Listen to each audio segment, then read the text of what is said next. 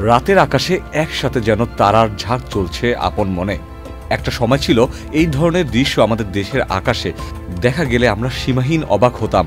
তবে এখন আমরা অনেকেই জানি এগুলো মূলত ইলন মাস্কের স্টারলিংকের স্যাটেলাইট, যারা পৃথিবী প্রদক্ষিণ করছে ইন্টারনেট ছড়িয়ে দেওয়ার জন্য।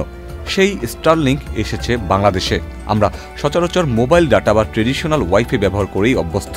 বর্তমানে অনেকের ঘরেই রয়েছে ফাইবার অপটিক্স সংবলিত ওয়াইফাই, যার মাধ্যমে ইন্টারনেট ব্যবহারের অভিজ্ঞতা একদম খারাপ নয়।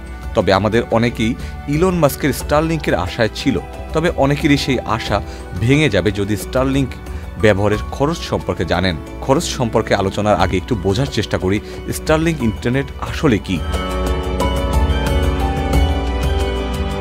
স্টারলিংক ইন্টারনেট মূলত লো অরবিট স্যাটেলাইটগুলো থেকে ইন্টারনেট প্রোভাইড করে বিশ্বের বিভিন্ন প্রান্তে। এই ইন্টারনেটে দরকার পড়ে না কোনো তারের, শুধু ডাটা রিসিভ করার জন্য ডিশ বা রাউটার থাকলেই হয়। এটুকু দিয়ে বিশ্বের যে কোনো প্রান্তেই আপনি পেয়ে যাবেন ভালো মানের ইন্টারনেট। স্টারলিংকের কক্ষপথে বর্তমানে মোট ৭,০০০-এর বেশি স্যাটেলাইট রয়েছে এবং প্রায় ৫০ লাখ মানুষ ব্যবহার করছে প্রতিনিয়ত স্টারলিংক। ওয়ালটন আবারও মিলিয়নিয়ার অফারে ওয়ালটন ফ্রিজ কিনে আপনিও হয়ে যেতে পারেন মিলিয়নিয়ার। খরচ সম্পর্কে প্রধান উপদেষ্টা তার নিজস্ব ফেসবুক পেজে জানিয়েছেন, শুরুতে স্টারলিংক দুটি প্যাকেজ দিয়ে শুরু করছে, স্টারলিংক রেসিডেন্স এবং রেসিডেন্স লাইট। মাসিক খরচ একটিতে ৬,০০০ টাকা, অপরটিতে ৪২০০ টাকা। তবে সেটআপ যন্ত্রপাতির জন্য ৪৭,০০০ টাকা এককালীন খরচ হবে।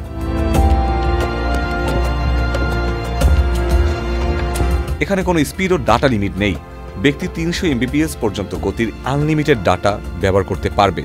বাংলাদেশের ট্রেডিশনাল ইন্টারনেটের চেয়ে খরচ নিঃসন্দেহে অনেক বেশি, তবে একটি দিক থেকে স্টারলিংককে এগিয়ে রাখতেই হবে, আর তা হচ্ছে ব্যবহারের সহজলভ্যতা।